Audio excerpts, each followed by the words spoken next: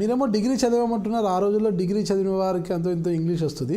మరి ఇబ్రహీంపట్నం ఎమ్మెల్యే మంచిరెడ్డి కిషన్ రెడ్డి గారు ఆయనకి ఇంగ్లీషే రాదు, ఆయనకేం తెలుసు, ఆయన నా మీద ఆరోపణలు చేయడం ఏంటి అంటున్నారు కదా, మీకు ఇంగ్లీష్ రాదా?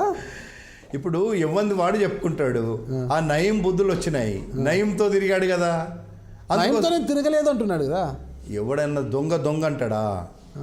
దొంగ దొంగ అంటే వాళ్ళ సొంత మండల్ ప్రెసిడెంటే చెప్పాడు, నయం అనుచరులు మంచిరెడ్డి కిషన్ రెడ్డి కొడుకు, నేను ఒక టీఆర్ఎస్ మండల్ ప్రెసిడెంట్ను ఉంటేనే నా భూమినే కబ్జా చేస్తున్నాడని.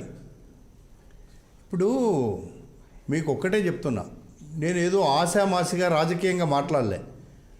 నయీం అనుచరులతోని రిజిస్ట్రేషన్ చేసుకున్నటువంటి డాక్యుమెంట్లు పట్టుకున్న తర్వాతనే మాట్లాడినా. నేను కూడా 10 సంవత్సరాలు అతిపెద్ద నియోజకవర్గానికి ఎమ్మెల్యేను. నాకు కూడా చట్టం గురించి ఎవరి మీద ఏం మాట్లాడాలా, గాలి మాటలు మాట్లాడే అలవాటు నాకు లేదు. మీరు అన్నారు ఇంతకుముందు, మీరు ఇంత గట్టిగా ఎందుకు మాట్లాడగలుగుతారు? తప్పు చేయనోడు ఎప్పుడైనా మాట్లాడగలుగుతాడు. కిషన్ రెడ్డి మీద, ఒక ఎమ్మెల్యే మీద, అధికార పార్టీ ఎమ్మెల్యే మీద అంత గట్టిగా నేను మాట్లాడినా అంటే నా దగ్గర ఏం ఆధారాలు లేకుండా మాట్లాడతానా? ఆధారాలను ఇంగ్లీష్లోనే, అతను ఇంగ్లీష్ చదివేక రాదు, దాంట్లో ఏం రాశారో ఆయనకు తెలియదు, ఆయన నోటికొచ్చి మాట్లాడుతున్నారు. కిషన్ సవాల్ విసురుతున్నా, నేను ఇక్కడే కూర్చుంటా, ఆయన ఆధారాలు ఉంటే తెచ్చి చూపించమని ఆయన రోడ్డు పైన బైఠాయించారు కదా, మీరు ఎందుకు వెళ్ళలేకపోయారు? మళ్ళీ మీద ఆధారాలు ఉన్నప్పుడు. కిషన్ రెడ్డి లాంటి వాళ్ళు లక్షల మంది నా తానున్నారు. నేను కిషన్ రెడ్డికి జవాబు చెప్పాల్సినంత టైం నాకు లేదు. నాకు ఇంగ్లీష్ వస్తుందా, తెలుగు వస్తుందా, హిందీ వస్తుందా, ఉర్దూ వస్తుందా, మరాఠీ వస్తుందా, ఎవరికేం అక్కర్లా, నాకేం వస్తుందో అన్నీ వస్తాయి. కానీ కిషన్ రెడ్డి లాంటి ఆ పనికి మాలిన ఈ ల్యాండ్ గ్రాబింగ్ కేసులన్నీ నేను చదువుకుంటా, స్టడీ చేసి అంత టైము వేస్ట్ చేయాల్సిన పని లేదు. ఆయన లాంటి వాళ్ళు 100 మంది ఉన్నారు నా దగ్గర. ఒక చూసి చెప్పడానికి, ఎప్పటికప్పుడు నాకు ఇన్ఫర్మేషన్ ఇవ్వడానికి నా దగ్గర ఏమీ లేకుండానే అధికార party MLA land grabber, Nayeem దోస్తు, నయీంను కలుపుకొని ఉన్నాడు అని ప్రూఫ్లతో సహా చెప్పినాక ఇంకేం కావాలా మీకు? మీ దగ్గర ఎలాంటి ప్రూఫ్లు? అసలు ఏంటి ఆ ఎపిసోడ్ ఏంటి? అసలు నయీం గ్యాంగ్లోని శ్రీహరితో అంటే మంచిరెడ్డి గారి ప్రశాంత్ గారి సంబంధాలు ఉన్నట్టు మీకు ఎలాంటి ఆధారాలు ఉన్నాయి? దొంగ దొరికితేనే దొంగ అవుతాడు, దొరకకపోతే దొంగ గాడు, దొర అవుతాడు, దొరలాగానే తిరుగుతాడు. అవును. నువ్వు ఎన్ని 100 ఎకరాలు దందా చేసినావో, ఎన్ని ఎకరాల దందా చేసినావో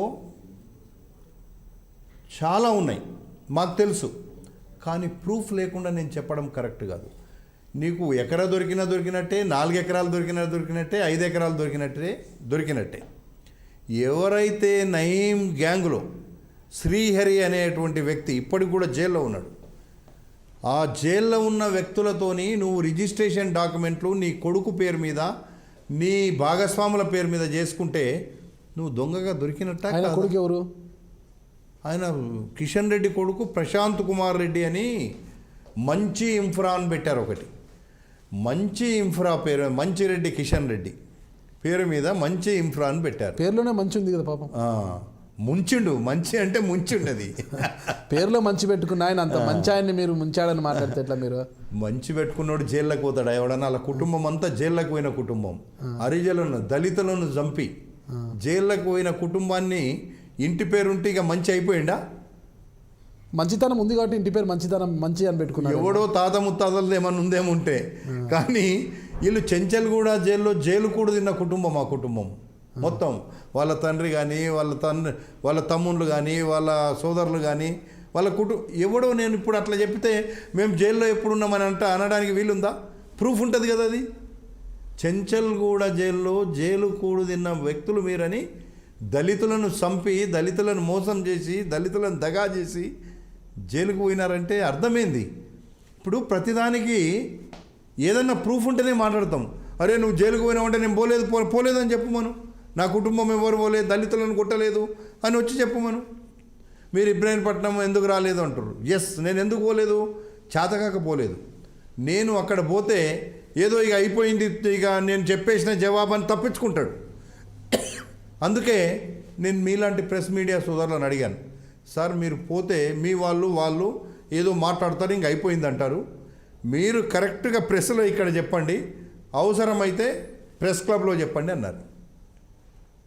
నేను ఆయన కంటే ఆయన నిన్న ఉన్న కొత్త బుచ్చగాడు, నేను 94లో ఎమ్మెల్యేనైనా.